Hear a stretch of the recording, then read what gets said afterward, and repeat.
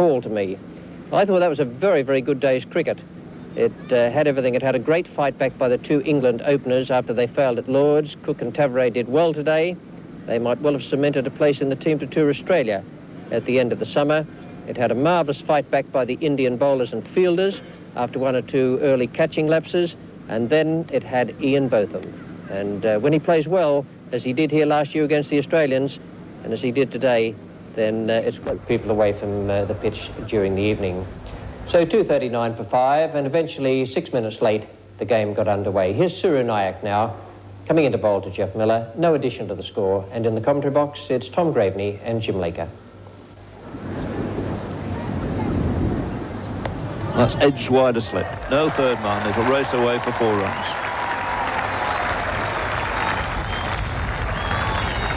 So the Indians have paid a little for their shortage of a fielder down there, and Tom Graven is alongside me.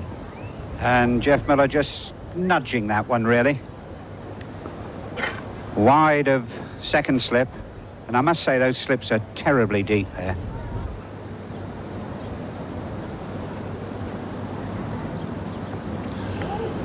Well, not for the first time in this innings, a batsman playing and missing at Couple Dev. And a useful away swinger here, moving off the wicket. Wasn't really a half volley to drive. You see it better from this end. And that left him off the wicket. Botham facing Nayak. And that's just leisurely pushed past him. It's a good diving stop by Madan Lal, which restricted the England all-rounder to a single.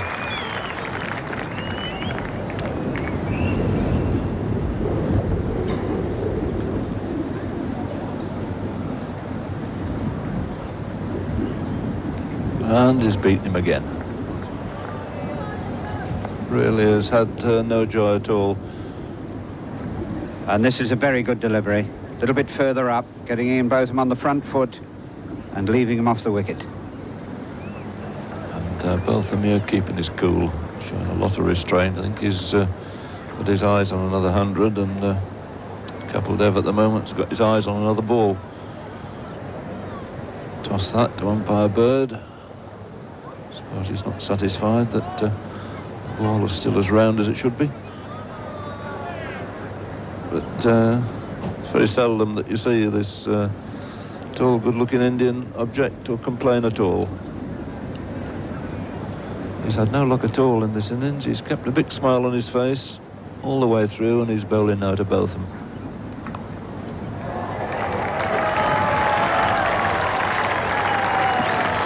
So the single to Botham brings the England score up to 250. 255, but it's been Couple Dev so far this morning calling the tune. 67 now to Botham, and Miller remains on 30. So it's been all Botham facing here this morning. Miller seen little of the strike. It was a good Yorker. Swinging in quite late.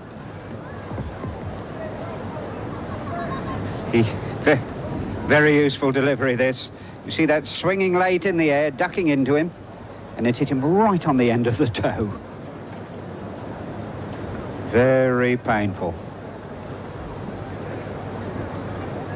Well, Tom, they always say you should get your foot close to the ball, but not as close as that. I don't know what sort of protection you get these days. Sometimes not a lot on the shoes they wear. Well, he's recovered sufficiently now to face Nayak again.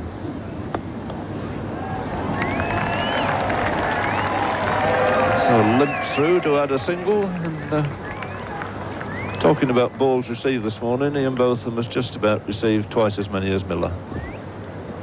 25 to Miller's 13.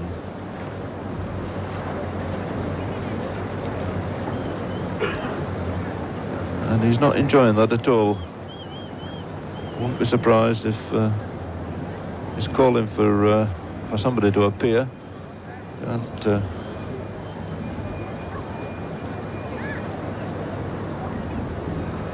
He obviously doesn't want to go off, Tom. But, no, well, he's settled himself in, Jim, and played very much within himself. But obviously, with very little protection on that toe. But out at a steady sprint to join him, of course, is the very popular Bernie Thomas.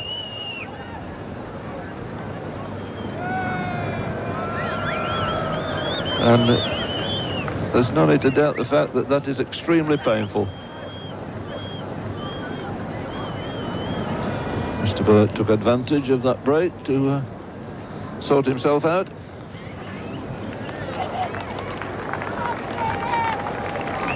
And a very sound, sensible choice as runner, David Gower.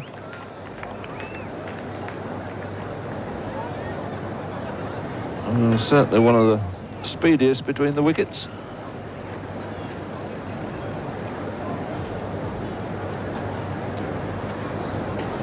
So this could be really made now for Ian Botham. He can just stand there and crash it to all parts of the field and doesn't need to run.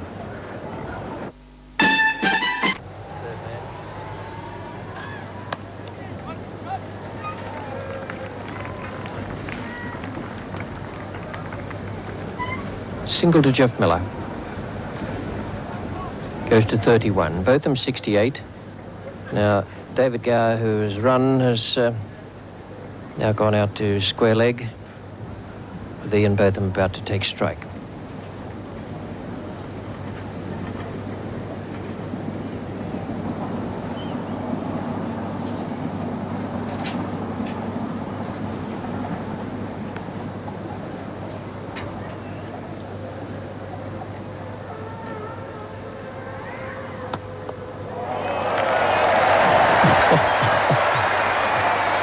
Well, what a tremendous stroke. You don't need to run when you hit him like this. Terrific power there. Although he gets to be leaning back a little when he hits it, it races to the boundary.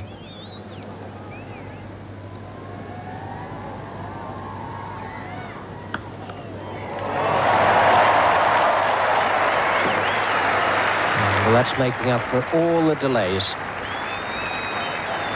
Two superb strokes in this over from Ian Botham. A colossal power in this shot.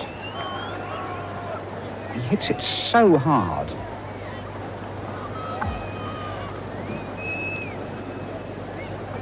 And here he goes again.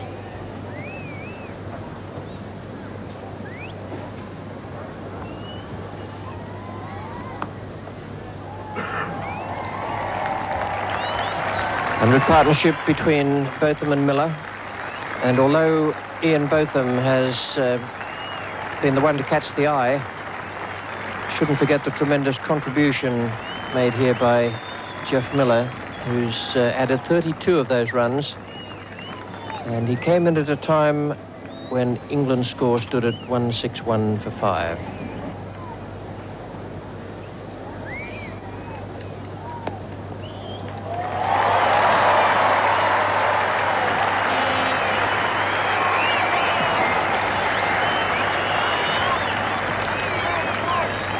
And a wayward delivery this from Kapildev. Full toss, almost on the leg stump. And Ian Botham clipping that away, protecting that big toe of his. Now that's a great shot. It wasn't all that short. That was a marvellous stroke. Magnificent backstroke here.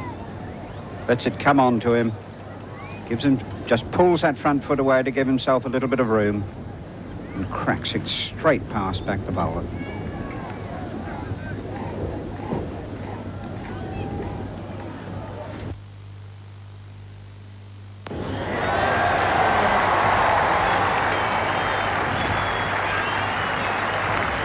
No wonder there's joy on the faces of those spectators. They're seeing some beautiful cricket here this morning from Ian Botham. Really is a magnificent off drive, that. You can't play them any better than that.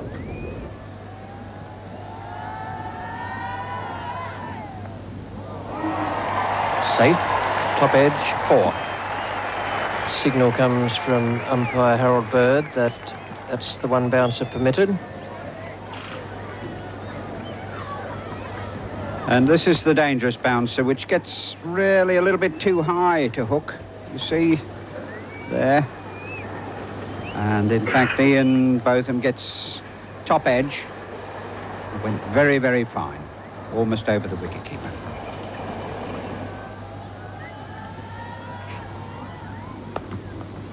There it is, Botham's 100. What a great innings, one to match the knock he played here against Australia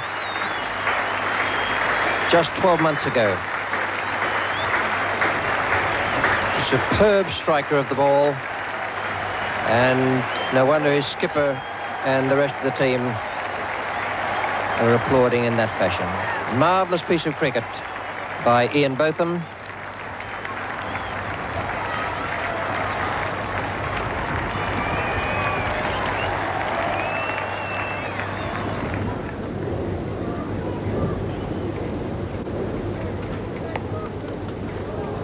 Not quite where he intended, but it still brings him a single.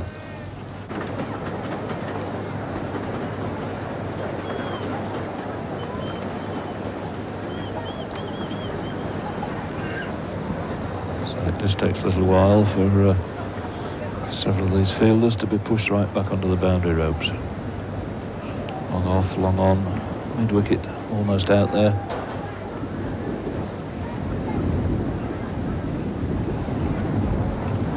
There's the reverse sweep. Not as effective as it has been. Get it up in the air. But it still brings 2 runs. And Ian Botham then realised he didn't play it too well. The ball, actually, the line was going down his legs and he had to do a bit of adjusting then. But he just gets it away wide of slip running for 2 runs. And then he set off running after it, as he and now there's the 300 up.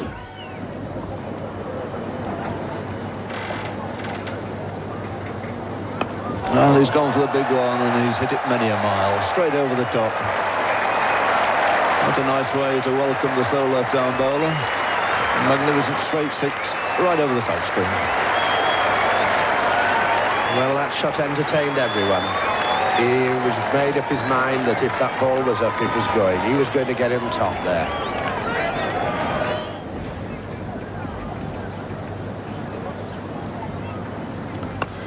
And he's going to try and repeat it off Shastri.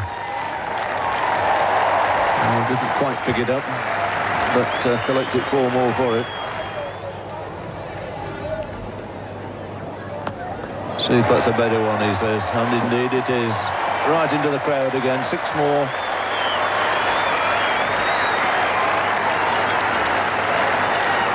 And a totally different kind of 6 there. Didn't get the height of the other one, but came with immense power.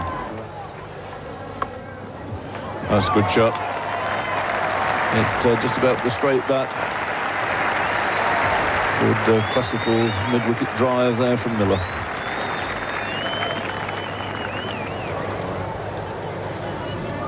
Shastri to Botham. And is he gone? Yes, quite see whether he was stumped there or bowled.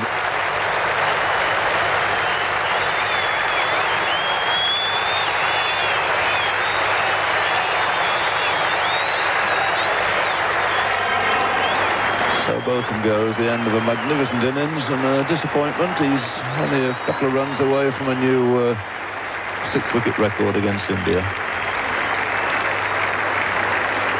So 128 for Ian Botham. And England now 330 for 6.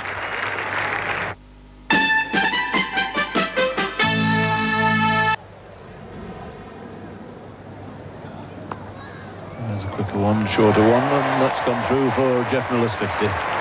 Fine shot. Struck and timed quite beautifully through the offside by Jeff Miller. So he goes on to 51. The total now on to 336 for 6.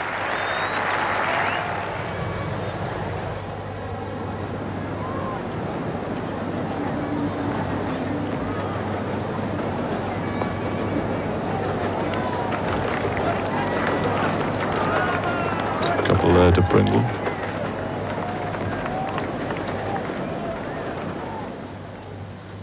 Just one more added to take that lunchtime score up to 340 for 6. A fine innings that by Jeff Miller. Half century in a test match when there's a lot of pressure on him. He was brought into this game after being 12th man at Lord's, and he has a real chance now of going to Australia later in the year. A good effort to support Ian Botham. 128 there, that 100 in 145 balls, but the key statistic for me is that he made 100 out of 144 whilst at the crease. A tremendous performance. The only rather sad note or problem area was that Botham then had to go to hospital for a precautionary x-ray. When he came back, I had the chance to have a word with him. What you see before you is just about the most famous big toe in the whole of England. It belongs to Ian Botham, who has delighted us once again here today at Old Trafford with a marvellous innings. First of all, give us a quick report on the injury, Ian. Luckily, there's nothing broken. It's just bruised, quite badly bruised, and the ball hit me right on the end of the toe, and it just split it a little bit, which relieved a lot of the pressure. So I think it'll settle down by tomorrow, certainly by Sunday. Everyone will have seen the innings you've played, but now what about the bowling? How's that going to go? I think it'll be all right. Yeah, it'll be a little bit sore, but I think it'll be all right. And what might be just as important to you, what about your golf? Well, I'm hoping to have a game tonight, yeah. I've got to test the toe somewhere, and the golf course seems a good idea.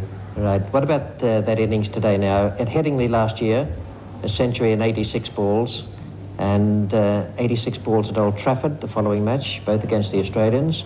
Two marvellous innings for everyone who saw them. This one was slower in balls faced, 145, but you came in yesterday at a pretty tough spot. Yeah, I'm getting older as well, I think. I can't hit it as far. No, it was... We had to consolidate for a while. We lost a couple of quick wickets yesterday. And I don't know, Jeff and myself seem to have this knack of doing it together. We've had a few useful partnerships, and... One of the interesting things will be the amount of publicity Jeff gets tomorrow. Looking from the commentary box, I thought he played wonderfully well and was a tremendous support for you. He's a completely different player to what he was 2 years ago. He's more confident with the bat, he plays his shots, and he was the sort of silent partner, but he kept each other going. It's very important. Yeah, and at that time, as far as he was concerned, he was also playing for his place in the side. Yes, I'm sure that was, I think Jeff now knows, his confidence, the thing with Jeff is now that he knows he can play, and he knows he can bat, and I think when you've got that kind of confidence, hence you hit the balls that perhaps for 4 instead of 1s or 2s that you used to. The first 50 you made in this innings was off just 46 balls, so the rest of it, that might seem as though it was pretty quick, but the rest of it was very, very responsible from what we could see. Yeah, yesterday when I got the first 50, the field was attacking me a little bit more, and they didn't bowl brilliantly at me, and Keppel was a bit tired when I first came in, so I had a little bit of a respite from him, and obviously he's their best bowler. So, yeah, things went perhaps a little bit in my fortune at that stage. Just watching you this year seems to be a very, very grim determination, as well as some marvellous attacking play about your batting. Yeah, well, I think Bob at the start of the season said to me, I want you to bat at 5. I was obviously delighted, and I suppose a little bit more responsibility up there. And the first test it was 37 for 3, I think, when I went in, and this one obviously a little bit better, but still we needed, you've got to score 400 in the first innings if you bat in a test match, and that's what we were looking for. Well, let's see if we can give the Indians the benefit a bit of hindsight. Let's have a look at the chart of your innings, which our scorer Wendy Wimbush has kept, and it is very, very interesting. The bowlers are listed there, Mudd and Lull at the top, and then the other 4 who have been used against you. A mass of boundaries there, 17 of them in all in the century. Do you see anything there that strikes your eye? Looks like there's a lot square of the wicket. There are a lot square of the wicket, and there are a lot straight down the ground. Not a great deal between forward square leg and mid-on, but sometimes the charts can be a little misleading because they don't show the ones that have been thumped straight to the fielders. But there'll be a few captains around the counties having a look at that, so it's always a new challenge if you can come up with something like that and then defeat the new tactics they produce for you. I have to use the reverse lap a bit more. Now, just tell me about that, because I only ever tried that stroke once. It was against Peter Philpott in a charity game, and it came off the back of the bat and struck me just above the right eyebrow, and I never tried it again. That's probably a good reason not to. Yeah, now just tell me about it. You just change the position of your hands very slightly. Yeah, only very, very slightly, and basically all I don't try and hit it, I just paddle it from... it's a little bit premeditated, but you can usually get far enough down the wicket to protect yourself. Well, you've paddled it very well. Thanks very much for coming down, and thanks very much for the pleasure of another tremendous piece of watching as far as we're concerned. Thank you, Richie.